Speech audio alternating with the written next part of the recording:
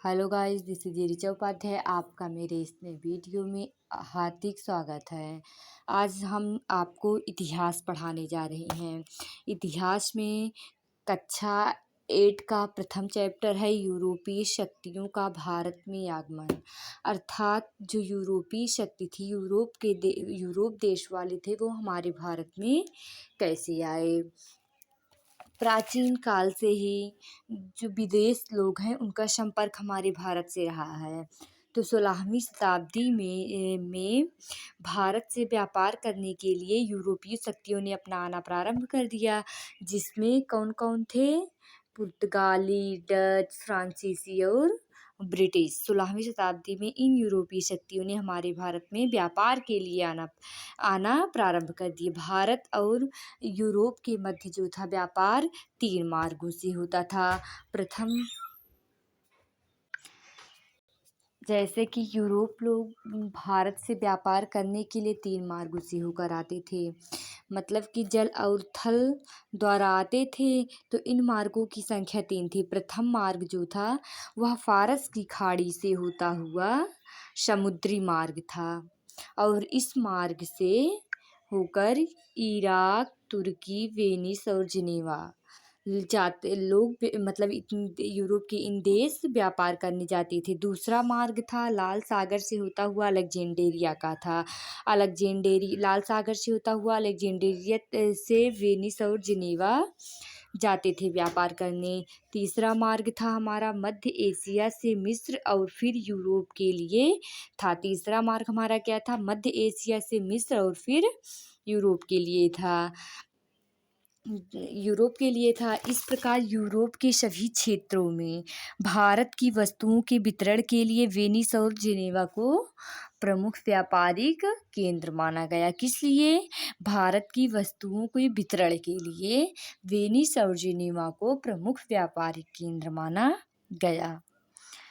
Italy ने भारत की प्रमुख वस्तुओं के व्यापार पर अपना अधिकार जमाए रखने के लिए यूरोप की शक्तियों की व्यापार में हिस्सेदारी को रोक दिया। मतलब जो इटली था वह भारत के व्यापार या उसके सामानों पर अकेले अधिकार करना चाहता था, इसलिए उसने यूरोप की शक्तियों के व्यापार को रोक दिया। फिर उसके बाद 15वीं शताब्दी 1453 ईस्वी में कुस्तुनतुनिया पर तुर्कों ने अधिकार कर लिया। कुस्तुनतुनिया यहाँ ने नहीं रहेगा, यहाँ पर रहेगा। कुस्तुनतुनिया पर, यहाँ पर नहीं रहेगा, नहीं रहेगा। कुस्तुनतुनिया पर तुर्कों ने अपना अधिकार जमा लिया।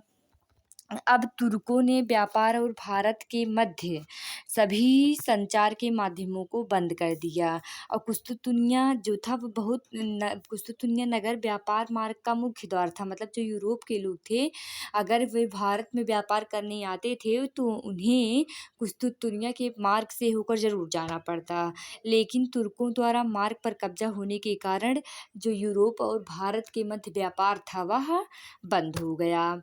अब जो यूरोपीय लोग थे, उनका व्यापार जब डगमगाया गया तो उन्होंने सोचा कि अब हम समुद्री मार्ग की खोज करेंगे। तो उन्होंने समुद्री मार्ग की खोज करने लगी, लेकिन समुद्र की मार्ग की खोज करने के लिए उन्हें धन की आवश्यकता थी। तो उन्होंने जो यूरोपवासी थे, उन्होंने यूरोप के राजाओं और रानियों को धर्म और ध्वज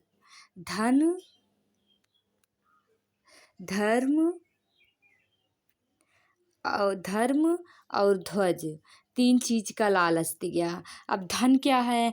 राज्य की आमदनी के लिए खजाना इकट्ठा करना, कीमती धातु जैसे सोना, चांदी व मसालों के फायदेमंद व्यापार से कर एकत्रित करने की संभावना थी। और धर्म क्या था?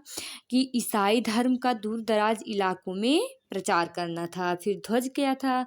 यूरोप के राष्ट्रों का झंडा दूर दूर के उपनिवेशों पर फहराए, जिससे उनका साम्राज्य बढ़े। तो यूरोप वासियों ने यूरोप के राजा और रानियों को धन, धर्म और ध्वज का लालच दिया। फिर उसके बाद यूरोप वासी जो थे, उन्होंने कुतुबनुमा की सहायता से समुद्री लंबी यात्राएं की। अब कुतुबनुमा एक यंत्र है। कुतुबनुमा यंत्र है, यह किसके लिए उपयोग किया जाता है? तो यह दिशाओं के ज्ञान के लिए उपयोग किया जाता है। दिशाओं के ज्ञान, कुतुबनुमा एक यंत्र है जो दिशाओं के दिशाओं के ज्ञान के लिए उपयोग किया जाता है। अब देखो, भारत की खोज में निकले निवासी जो कोलंबस थे, उन्होंने अमेरिका की खोज कर दी। और कोलंबस जो थे वह कहाँ के निवासी थे? कोलंबस स्पेन के निवासी थे। भारत की यात्रा की खोज में निकले इन्होंने अमेरिका की खोज कर दी, जो स्पेन के रहने वाले थे। फिर दूसरे नंबर पे आ गए हमारे Vasco D gamma. Vasco D gamma अपनी लंबी जल यात्रा के दौरान अफ्रीका के दक्षिण छोर से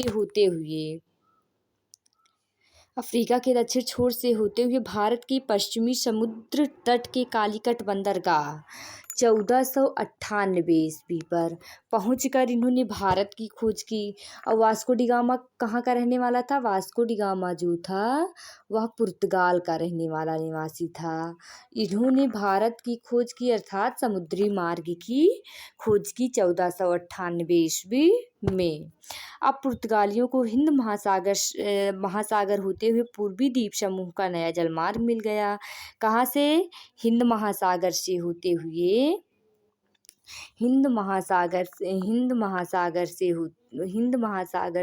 हुए पूर्वी द्वीप समूह का नया जलमार्ग मिल गया। अब भारत और यूरोप के मध्य व्यापार पुनः आरंभ हो गया। आप लोग सोच रहे होंगे कि जो वास्को डी गामा थे, वास्को डी गामा समुद्री मार्ग की खोज की या भारत की खोज की? तो वास्को डी गामा ने समुद्री मार्ग की भी खोज की थी और भारत की भी खोज की थी। दोनों की खोज वास्को डी गामा ने की थी। फिर उसके बाद अब आ गए हम यूरोपीय व्यापार पे। यूरोपीय व्यापार, पुर्तगालियों ने हिंद महासागर के माध्यम से होने वाले व्यापार पर अपना अधिकार कर लिया। भाई, जो वास्को डी गामा था पुर्तगाल का रहने वाला था, तो उन्होंने समुद्री मार्ग का खोज किया, तो जिसलिए भारत और यूरोप से पुनः व्यापार आरंभ हो गया। लेकिन अब वही जो पुर्तगाली लोग थे, उन्होंने इस महासागर वाले रास्तों पर समुद्री मार्ग पर अपना अधिकार कर लिया। वे पुर्तगाली लोग जो थे वे सोना चांदी लाते और हमारे देश से सूती रेशमी कपड़े और विभिन्न मसाले ले जाते और बहुत मुनाफा कमाते। फिर उसके बाद पुर्तगाल की मजबूत नौसेना के कारण हिंद महासागर से कोई दूसरा देश पुर्तगाल की इजाज़त के बिना अपना जहाज नहीं ले जा सकता था। वास्को डी गामा के भारत पहुंचने के बाद हॉलैंड, फ्रांस, इंग्लैंड के व्यापारी भारत आने लगे। मतलब पुर्तगाल की नौसेना जो थी इतनी मजबूत थी कि उस समुद्री मार्ग से होकर कोई दूसरा देश जा ही नहीं सकता था। उसके बाद हम आ गए भारत में यूरोपीय व्यापार की होड़। मतलब कि इसमें व्यापार की होड़ कैसे हुई? क्योंकि जब वास्को डी गामा आया तो उसके साथ हॉलैंड, फ्रांस, इंग्लैंड से भी आ गए। तब इनके व्यापार के बीच क्या होड़ शुरू हुई? अब दिक्कत क्या आई कि व्यापार की लंबी यात्रा के लिए जो था जहाज, नाविक और धन, इन तीनों की बहुत आवश्यकता थी। भाई, व्यापार करेंगे, व्यापार वो भी लंबी यात्रा से, तो हमें जहाज, नाविक और धन की तो आवश्यकता होगी ही। तो इन चीज़ की हमें बहुत आवश्यकता थी। तो जो कुछ अमीर यूरोपीय वासी थे, उन्होंने 17वीं शताब्दी में 1600 से 1670 ईस्वी के बीच व्यापारिक कंपनी स्थापित कर लीन। जो अमीर यूरोपीय वासी रहें व्यापारिक कंपनी स्थापित कर लीन। कंपनी मतलब क्या होता है? जैसे कि कंपनी का अर्थ होता है कि व्यापार के कई लोगों की हिस्सेदारी का होना। जैसे सभी हिस्सेदार व्यापार अपनी अपनी पूंजी लगाते थे और लगाई गई पूंजी के अनुपात में व्यापार करने से प्राप्त मुनाफे को आपस में बांट लेते थे। यही हमारी कंपनी होती है। जैसे देखो, जैसे हम कोई बिजनेस करना चाह रहे हैं, कोई कंपनी खोलना चाह रहे हैं, तो हम कई लोगों, अगर सबके साथ करना चाह रहे हैं तो हम कई लोगों का संगठन बनाएंगे, सबसे पैसे लेंगे तो एक कंपनी बनाएंगे और उस कंपनी में जो खर्च आएगा तो उसको काट के जितना उसका मुनाफा रहेगा हम सभी आपस में बांट लेंगे। यही होती है कंपनी। अब इंग्लैंड में जो है ब्रिटिश ईस्ट इंडिया कंपनी की स्थापना हुई। हालैंड में डच ईस्ट इंडिया की कंपनी की स्थापना हुई और फ्रांस में फ्रेंच ईस्ट इंडिया कंपनी की स्थापना हुई। इंग्लैंड में British east India company, Holland में डच ईस्ट इंडिया कंपनी, फिर फ्रांस से फ्रेंच ईस्ट इंडिया कंपनी की स्थापना हुई।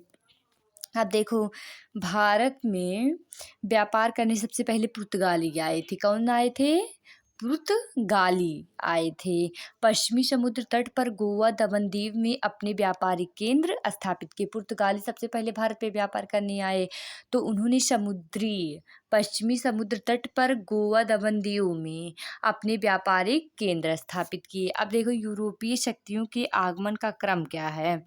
सबसे पहले पुर्तगाली आए थे 1498 ईस्वी में, उसके बाद डच 1596 ईस्वी में, उसके बाद अंग्रेज 1600 में आए थे, फ्रांसीसी 1664 ईस्वी में आए थे। फिर उसके बाद क्या होता है, वास्को डी गामा जब भारत पहुँचे तो उनके भारत पहुँचने के बाद एक एक करके, जैसे हालैंड, इंग्लैंड, फ्रांस, ये सब भारत व्यापार करने के लिए आने लगे। अब वास्को डी गामा जब भारत आए तो उसके साथ साथ हालैंड, इंग्लैंड और फ्रांस के व्यापारी भी जल के रास्ते से आने लगे। देखो, हालैंड को हम डच भी कह सकते हैं, इंग्लैंड को अंग्रेज भी कह सकते हैं, फ्रांस तो फ्रांसीसी है ही। तो इस समय हिंदुस्तान के किसी भी शासक ने नौसेना तैयार करने की बात नहीं सोची थी। तो हालैंड के निवासी जो डच कहलाते थे, उन्होंने अपना व्यापारिक केंद्र कालीकट, कोचीन, नागापट्टनम और चिसुरा में खोला। फ्रांसीसियों ने मछलीपट्टनम, पांडिचेरी, चंद्रनगर, माही स्थान पे अपना व्यापारिक केंद्र खोला। अंग्रेज लोग जो थे वह केवल समुद्री तट तक ही सीमित नहीं थे। वे सूरत, कैम्बे, अहमदाबाद, आगरा, भड़ौच, पटना, कासिम बाजार आदि भी अपना व्यापारिक केंद्र खोला। भारत में यूरोप के सभी देशों ने व्यापारी पुर्तगालियों के हाथ से व्यापार छीनने की होड़ में लगे रहते। मतलब भारत में जो यूरोपीय लोग थे, जो पुर्तगाली लोग पहले कब्जा किए हुए हैं समुद्री मार्ग पर, तो पुर्तगालियों से यूरोप लोग जो थे वह व्यापार छीनने की होड़ में लगे रहते। उनकी कोशिश रहती कि वे भारत में कम से कम कीमत देकर सामान खरीद सके, फिर वे इस सामान को यूरोप में अधिक से अधिक दाम पर बेचकर खूब मुनाफा कमा सके। देखो, इन यूरोप वाले कैसे सोच रहे हैं। उन्होंने पाया कि सूरत और मछलीपट्टनम को हम मछलीपट्टनम कहते हैं, तो सूरत और मछलीपट्टनम जो हैं, ये दो बड़े बंदरगाह हैं। जो सामान व्यापारी लोग द्वारा यहाँ बिकने लाया जाता था वह महंगा मिलता था, इसलिए यूरोपी लोग जो थे के व्यापारी गांव-गांव में अपना आदमी या एजेंट भेजकर सीधे कारीगरों से माल खरीदने की कोशिश में रहते ताकि माल सस्ता मिले। मतलब कि यूरोप लोग ने बुद्धि लगाई, या यूरोपी वासियों ने भारत में हर जगह पर अपने एजेंट भेजते और जो मतलब कि कारीगर थे उन्हीं से माल खरीदने की कोशिश करते ताकि उनको माल सस्ता मिल सके, क्योंकि सूरत और मछलीपट्टनम में तो ये दो बड़े बंदरगाह हैं, यहाँ सामान महंगा हो जाता था। फिर समय के साथ पुर्तगाली नौसेना और किलों की ताकत अंग्रेज, डच और फ्रांसीसियों से मुकाबलों के कारण कमज़ोर पड़ गई। कुछ समय तक किसी एक का भारत के व्यापार पर अधिकार नहीं जम सका। अब भाई, जब हम जैसे कोई व्यक्ति है, अब उसके पीछे पूरे गांव वाले पड़ जाएंगे तो व्यक्ति कमज़ोर पड़ ही जाएगा। तो अब देखो क्या हुआ, विदेशी कंपनियों ने व्यापार के लिए साम दाम दंड भेद आज सभी के तरीके अपनाए। उन्होंने कहा, साम दाम दंड भेद चाहे जैसे जिन तरीकों को अपनाना पड़े अपनाओ, लेकिन हमें व्यापार में भाग लेना है, अर्थात हमें भारत से व्यापार करने के लिए कोई रोक नहीं सकता। तो क्या अपनाया उन्होंने कहा कि उन्होंने बादशाहों और राजाओं के पास अपने अपने प्रतिनिधि या राजदूत भेजे और भारत में खुलकर व्यापार करने की इजाज़त मांगी। अनुमति प्राप्त करने के लिए खुशामद भी किया करते थे। फलस्वरूप राजाओं ने अधिकार पत्र फरमान जारी कर दिया। व्यापारियों के दूतों ने कुछ करों को न देने की छूट भी मांगी। इसके बदले में उन्होंने बादशाहों और राजाओं को नवीन वस्तुएं भेंट दी। सोचो इन लोगों की बात, विदेशियों की राजाओं को अपने बस में कर रहे थे। फिर उसके बाद जो मुगल बादशाह जहांगीर थे, जहांगीर के दरबार में मतलब हमारे भारत में अंग्रेज राज जो सबसे प्रथम हाकिम जो 1608 ईस्वी में आया था जहांगीर के दरबार में। फिर 1615 ईस्वी में सर टॉमस रो आए थे। सर टॉमस रो जो थे वह जहांगीर के दरबार में जब आए तो उन्होंने वहाँ की शान शौकत देखी तो बहुत प्रभावित हुए। उन्होंने सम्राट को अंग्रेजी दास्तानें भेंट किए और इंग्लैंड में इस्तेमाल की जाने वाली बग्घी को भी भेंट किया। फिर उसके बाद राजाओं के मन में यह आशा थी, जैसे अब इन राजाओं को इन्होंने व्यापार में छूट मांग ली ना, इन्होंने राजाओं को कुछ नवीन वस्तुएं भेंट देने की कही। जैसे तब राजाओं ने सोचा कि उनके राज्य का खजाना बढ़ेगा और करों में छूट देने से उनके राज्य के में ज़्यादा व्यापार आकर्षित होगा। राजा लोग तो इस ताल में थे और राज्य खूब फले फूलेगा, इससे और अधिक कर नहीं दिया जाएगा। हिंदुस्तान के राजाओं के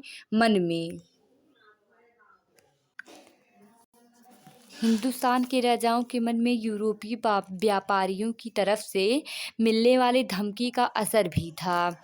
अब पुर्तगाली नौसेना का मुकाबला दूसरे यूरोपीय देश की सशक्त नौसेना ही कर सकती थी और हिंदुस्तान के जहाज़ों को पुर्तगालियों के खतरे की सुरक्षा की भी ज़रूरत थी। तो मतलब कि जो हिंदुस्तान था, हिंदुस्तान के राजाओं को तो हिंदुस्तान के जहाज़ों को पुर्तगालियों के खतरे से सुरक्षा की ज़रूरत थी। तो अंग्रेज़, फ्रांसीसी व डच कहते कि व्यापार में छूट दोगे तभी हिंदुस्तानी जहाज़ों की सुरक्षा की गारंटी देंगे, नहीं तो मौका मिलने पर उन्हें लूटा व डुबोया जाएगा।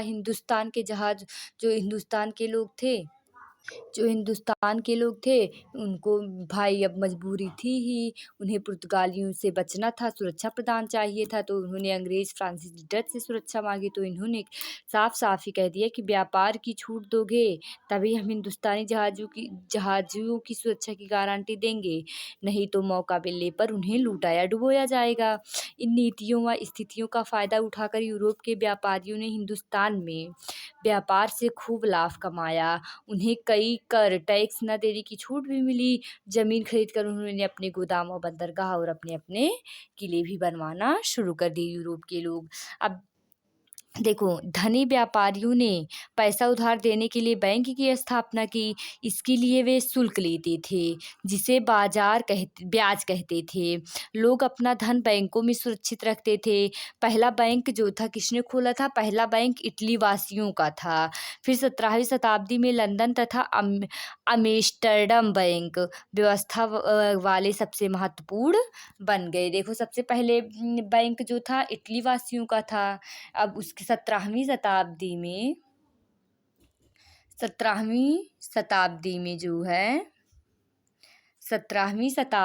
लंदन तथा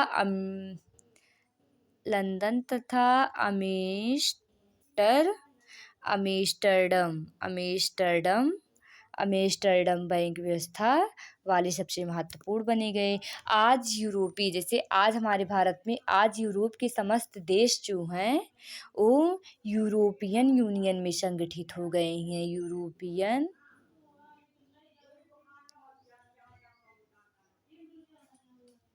यूरोपियन यूनियन में संगठित हो गए हैं और आर्थिक रूप से एक शक्ति के रूप में उभर कर आ गए हैं।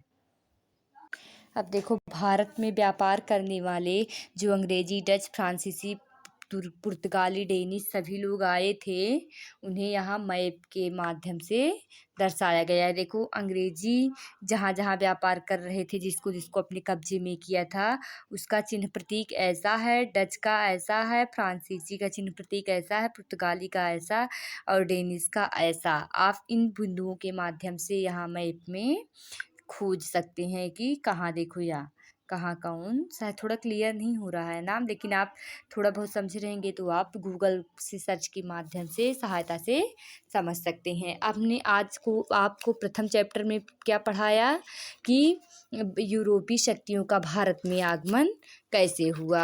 अब हम सेकेंड चैप्टर आपको पढ़ाएंगे कि भारत में अंग्रेजी राज्य की स्थापना कैसे हुई है। यूरोपीय राज्य की स्थापना आप लोगों ने जान लिया, अब जानेंगे अंग्रेजी राज्य की स्थापना कैसे हुई। आज के लिए बस इतना ही, मिलते हैं नेक्स्ट वीडियो के साथ। जय हिंद। अगर आपको यह वीडियो अच्छा लगा हो तो लाइक, सब्सक्राइब एंड शेयर करना ना भूलें।